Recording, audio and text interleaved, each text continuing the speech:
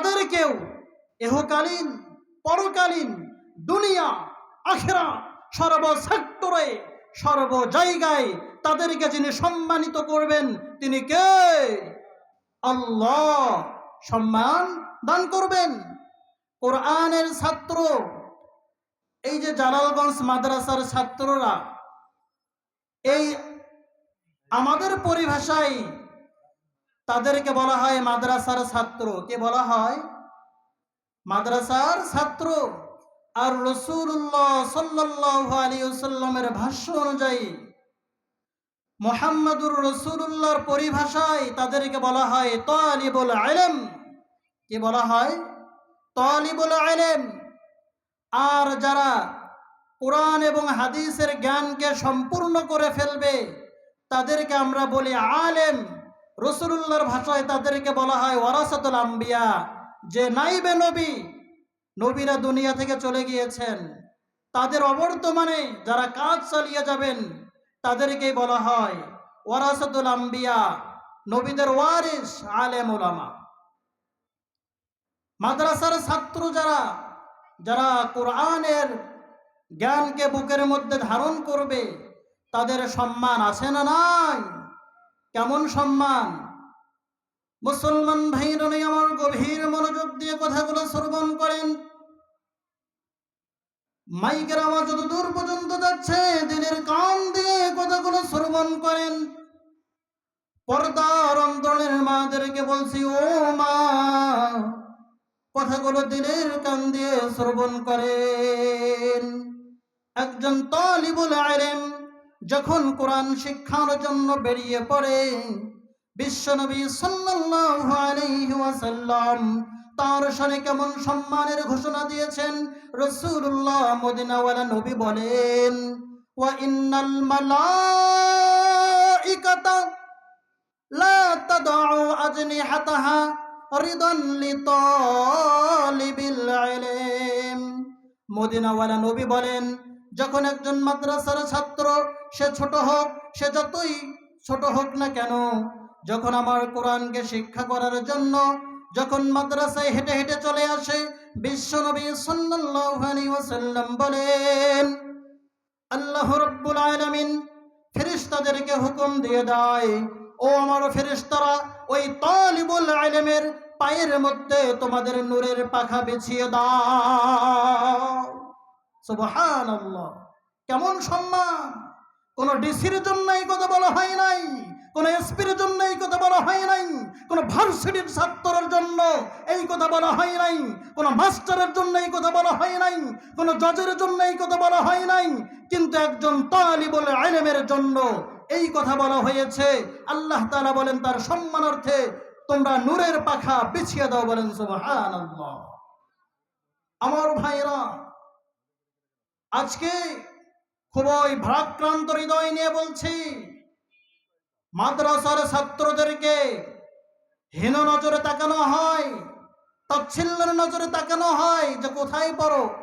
মাদ্রাসায় একজন গার্ডিয়ান, তিনিও পরিচয় দিতে সংকোচ বোধ করে যে আমি কিভাবে একজন বড় অফিসারের সামনে এই কথা বলবো যে আমার ছেলে মাদ্রাসায় পড়ে, আমার ছেলে জালালগঞ্জ দাওয়াতুল কোরআন মাদ্রাসা ওই তিনখানায় পড়ে। একজন অভিভাবক পর্যন্ত তার ছেলের পরিচয় দিতে লজ্জাবোধ করে, আছে কিনা? আর যারা নিজের ছেলে মেয়েদেরকে ভার্সিটি পড়ায়, কেজি স্কুলে পড়ায়, কেজি গার্ডেন স্কুলে পড়ায়, তারা বুক ফুলে পরিচয় দেয়, অমুক ভিআইপি স্কুলে আমার ছেলে পড়ে। ওই ছেলের জন্য রাসূলুল্লাহ সুসংবাদ দেননি, আপনার ছেলে তার পাঞ্জাবিটা জীর্ণ শীর্ণ হতে পারে, মাথার টুপিটা ছেঁড়া হতে পারে, তার গায়ের মধ্যে ময়লা থাকতে পারে, তার গলার মধ্যে টাই ঝুলানো না থাকতে পারে, তার পায়ের মধ্যে বুট জুতো থাকতে না পারে, যতই ওই কেজি স্কুলের বাচ্চাটা যতই ভিআইপি আকারে যাক না কেন, কোরআনের আকারে, কোরআন সুন্নাহ আকারে, তার ক্ষেত্রে কোনো সুসংবাদের কথা বলা হয়নি। কিন্তু মাদ্রাসার বাচ্চার ক্ষেত্রে বলা হয়েছে, আরে ভাই, আপনি আমাদেরকে সম্মান দেন বা না দেন, আপনি আমাদেরকে মর্যাদার চোখে তাকান বা না তাকান, কোনো দুঃখ আসে না। মদিনাওয়ালা নবী তো আমাকে সার্টিফিকেট দিয়েছে, তোমার সার্টিফিকেটের আমার কোনো দরকার নেই। আমার ভাইয়েরা গভীর মনোযোগ দিয়ে কথাগুলো শ্রবণ করেন। মদিনাওয়ালা নবী আমাদের সাথে কেমন সার্টিফিকেট দিয়েছেন? মদিনাওয়ালা নবী বলেন, খায়রুকুম মান তাআল্লামাল কুরআনা ওয়া আল্লামা। মদিনাওয়ালা নবী আমাদেরকে সার্টিফিকেট দিয়েছেন, যারা কোরআনুল কারীম শিক্ষা করবে আর যারা কোরআনুল কারীমকে শিক্ষা দেবে, রাসূলুল্লাহ বলেন পৃথিবীর বুকে তারা সর্বশ্রেষ্ঠ। সুবহানাল্লাহ। আজকে কোরআনের শিক্ষা না থাকলে কোনো ব্যক্তি দামি হতে পারে না। একমাত্র কোরআনের শিক্ষায় মানুষকে দামি বানাতে পারে। Education is the backbone of the nation. শিক্ষাই জাতির মেরুদণ্ড। কোন শিক্ষা জাতির জন্য মেরুদণ্ড? যে শিক্ষা আমাকে জিনা থেকে দূরে রাখে, যে শিক্ষা আমাকে চাঁদাবাজি থেকে দূরে রাখে, যে শিক্ষা আমাকে ডাকাতি থেকে দূরে রাখে, যে শিক্ষা আমাকে মা বাবাকে অসম্মান করা থেকে দূরে রাখে, এটাই হলো প্রকৃত শিক্ষা। আর এই শিক্ষাগুলো কোথায় দেওয়া হয়? এই জালালগঞ্জ দাওয়াতুল কোরআন মাদ্রাসায় এই শিক্ষাগুলো দেওয়া হয়। একজন ছোট বাচ্চা বড়দের সাথে কিভাবে সম্মানের সাথে কথা বলবে, একজন ছোট বাচ্চা এরকম মা বাবাকে কিভাবে সম্মান করবে। আমি আপনাদেরকে ছোট্ট একটা জরিপ বলতেছি। মা দিবসে প্রথম আলোর রিপোর্ট, এইরকম বৃদ্ধাশ্রমে খোঁজ নিয়ে দেখা গিয়েছে, যারা ওই মা দিবসে সাংবাদিকরা যখন বৃদ্ধাশ্রমে গেলেন, মাকে ভালোবাসার জন্য কোনো দিবস হতে পারে না, মা বাবার জন্য কোনো দিবস নেই। প্রত্যেকটা দিন, প্রতিটা মুহূর্তে, প্রতিটা সেক্টরেই মা বাবার ভালোবাসা দিলের মধ্যে থাকতে হবে। এখন মা বাবাকে স্মরণ করারও আমরা দিবস বানিয়ে ফেলেছি মা দিবস। সাংবাদিকরা বৃদ্ধাশ্রমে খোঁজ খবর নিয়ে দেখতে পেলেন, যারা এই বৃদ্ধাশ্রমে আছে সমস্ত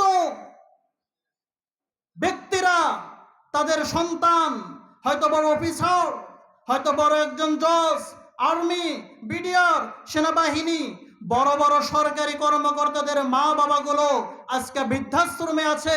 তাদের রিপোর্ট আমি বলছি, ব্যক্তিগত কোনো বানানো কথা বলতেছি না। তিনি বলতেছেন যে কোন কোরআনের হাফেজ, কোন আলেম, কোন মুফতি, কোন মুহাদ্দিস, কোন মুফাসসির, তাদের মা বাবাকে আমরা বৃদ্ধাশ্রমে খুঁজে পাই না। চিল্লায়ে বলেন সুবহানাল্লাহ। এটা কিসের বরকতে?